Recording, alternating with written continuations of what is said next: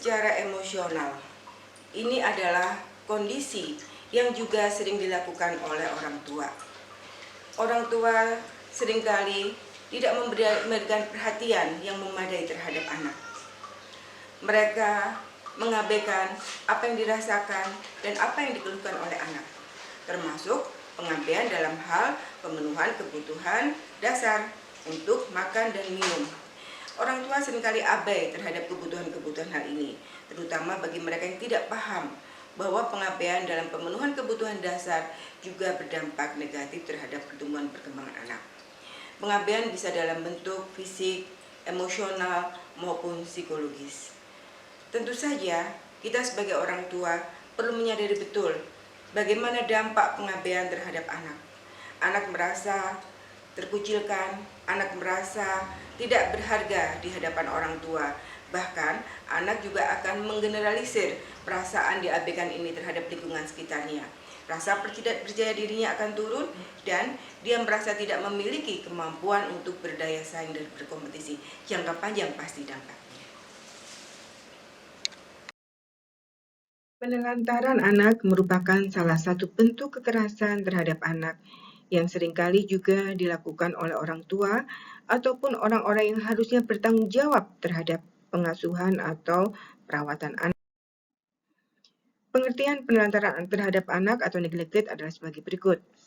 Penelantaran adalah tidak dilakukannya kewajiban dan tanggung jawab orang tua atau pengasuh yang bertanggung jawab atas anak, ya, dalam hal ini wali mungkin ya, dalam memenuhi kebutuhan dasar secara wajar, termasuk kebutuhan sandang, pangan, papan, dan juga kasih sayang serta perhatian.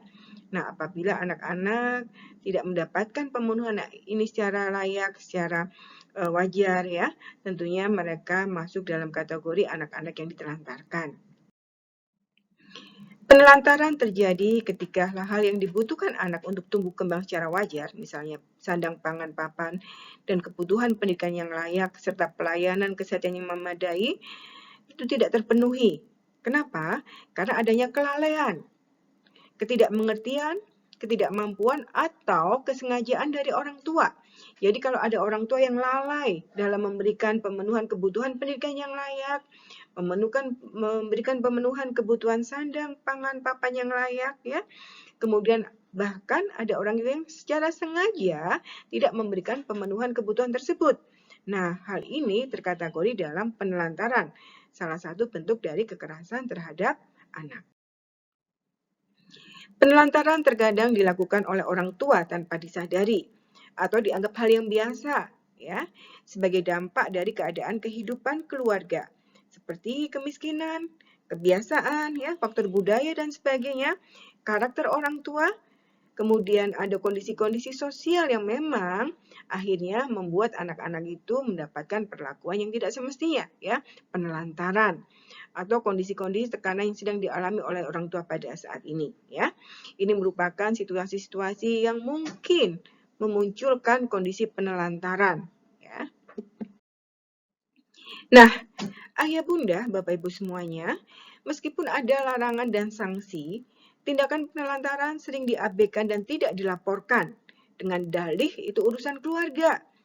Ya, dengan dalih hal ini merupakan kondisi-kondisi yang tidak harus dibuka ke umum, ya, tidak dilaporkan, ataupun kondisi-kondisi yang memang dianggap sebagai urusan-urusan pribadi di keluarga, ya.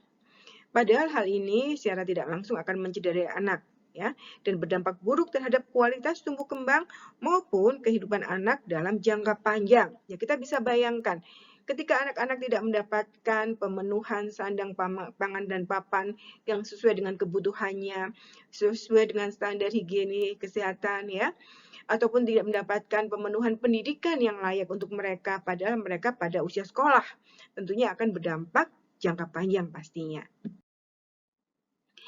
Nah, ada undang-undang yang memang sudah dikeluarkan oleh pemerintah untuk menggarisbawahi bahwa anak terlantar adalah anak tidak terpenuhi kebutuhan secara wajar, baik fisik, mental, spiritual, maupun sosial.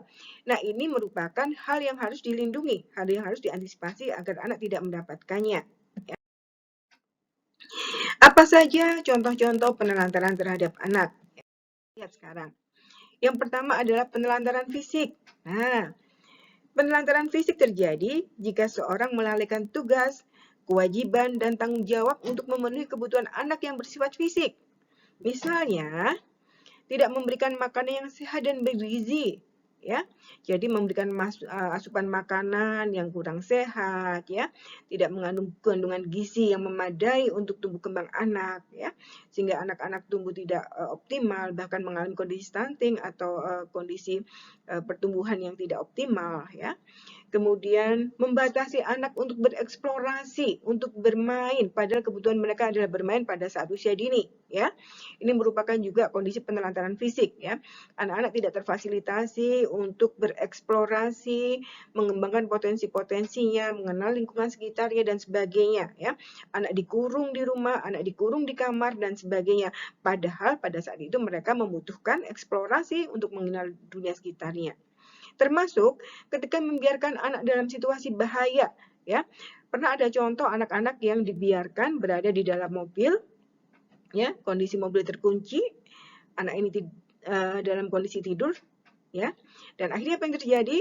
Nah, berisiko sampai anak ini kemudian mengalami kondisi yang membahayakan kesehatannya, ya, karena mereka dibiarkan berada di dalam mobil, ditinggal begitu saja karena dianggap anak tertidur, ya, di dalam mobil. Padahal ini adalah kondisi yang berisiko terhadap kesehatan. Nah, ini merupakan bentuk penelantaran secara fisik. Kemudian penelantaran spiritual. Nah, penelantaran spiritual dapat terjadi jika orang tua lalai atau tidak mengenalkan nilai baik dan buruk sehingga anak tidak pernah tahu atau memahami nilai-nilai kehidupan, ya. Nah, bentuknya bisa dengan membiarkan perilaku anak tanpa koreksi atau penghargaan, menyalahkan tanpa mengenalkan yang benar. Jadi pembiaran, ya. Anak melakukan apapun dibolehkan, anak melakukan kesalahan, tidak ada evaluasi, tidak ada dampingan, ya, dibolehkan semuanya, ya. Tidak ada umpan balik dari orang tua, ya. Kemudian sebaliknya kadang-kala orang tua sangat ekstrim, mudah menyalahkan anak, tetapi tidak memberikan informasi apa yang seharusnya dilakukan anak. Hal-hal baik apa yang mesti dilakukan, ya. Jadi tidak hanya disalahkan, tapi tidak memberikan informasi apa yang perlu dilakukan oleh anak. Nah, ini termasuk pada penelantaran spiritual, ya. Anak-anak tidak dikenalkan value, nilai, ya. Kemudian bagaimana mereka mampu mengenal pengelolaan diri dengan baik dan sebagainya. Ini merupakan penelantaran spiritual. Kemudian penelantaran mental. Nah, ketelantaran mental dapat terjadi ketika orang tua atau pengganti orang tua tidak memberikan pendidikan, kasih sayang, dan perhatian yang memadai pada anak.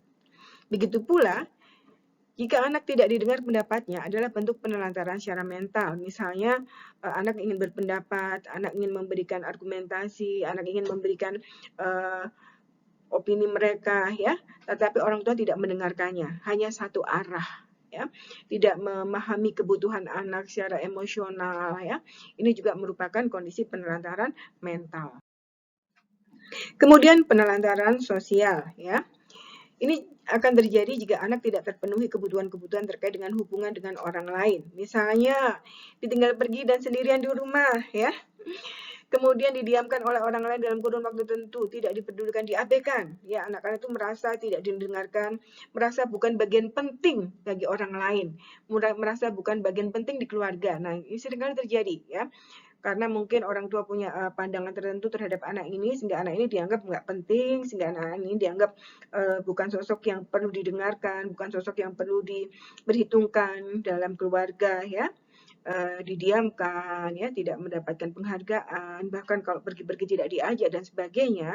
Ini merupakan bentuk penelantaran sosial, ya. Nah, bentuk lain penelantaran adalah pembiaran, ya. Jadi ketika tidak dilakukannya tindakan pada saat anak sedang membutuhkan pertolongan atau bantuan karena terancam kesehatan fisik dan mental, misalnya anak sakit dibiarkan, ya. Ini merupakan bentuk penelantaran, termasuk pembahayaan, ya.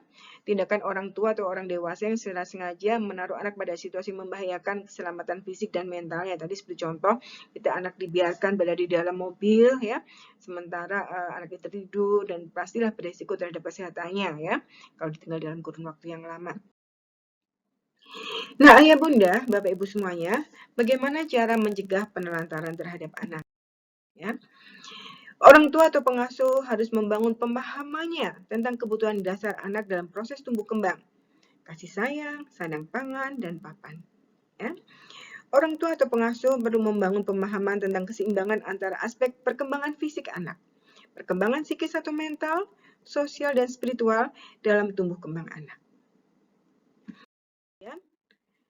Hal lain yang juga perlu diperhatikan adalah bagaimana memperkuat keterlibatan dan dukungan dari keluarga besar atau kerabat dalam pengasuhan anak, termasuk saat orang tua tidak berada di rumah atau berhalangan menjalankan tugasnya secara penuh karena berbagai alasan. Misalnya ya, orang tua harus keluar kota, misalnya kedua-duanya.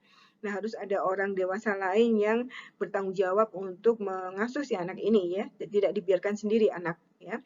Harus ada orang dewasa yang menjadi wali atau orang yang bertanggung jawab saat si anak ini ditinggalkan oleh orang tuanya keluar kota misalnya ya.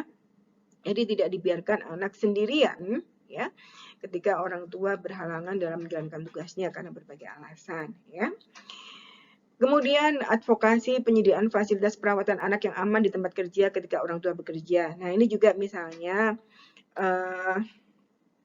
ketika anak itu masih harus dalam pengasuhan ibunya ya, misalnya masih harus diberi ASI dan sebagainya. Tentunya anak-anak ini perlu mendapatkan dukungan fasilitasi yang memadai di tempat kerja ibunya misalkan. Ada jam saat ibu harus memberikan ASI dan sebagainya ya.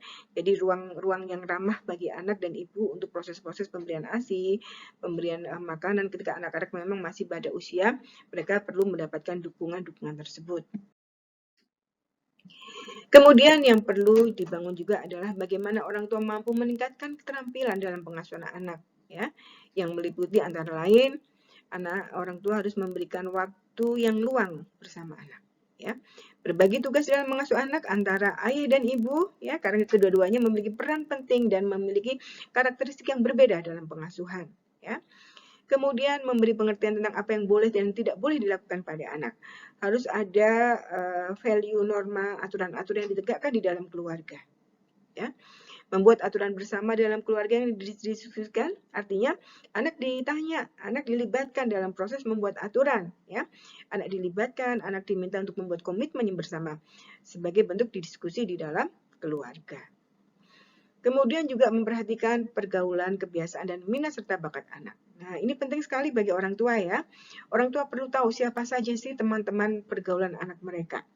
Apa yang menjadi kebiasaan si anak dan minat serta bakat si anak yang bisa dikembangkan lebih lanjut ya.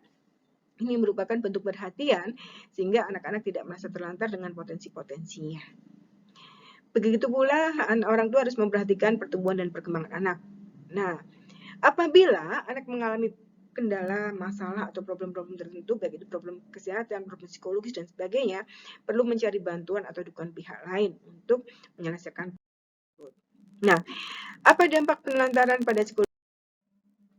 Pertama, kurangnya keterampilan kognitif. Nah, hati-hati ya Bunda, Ayah, ketika problem kognitif itu muncul, pasti dampaknya nanti pada problem akademik, ya, pada problem di sekolah mereka. Kemudian dampak berikutnya adalah buruknya kesehatan mental dan emosional. Kesulitan bersosialisasi, mengalami stres pasca trauma, masalah perilaku,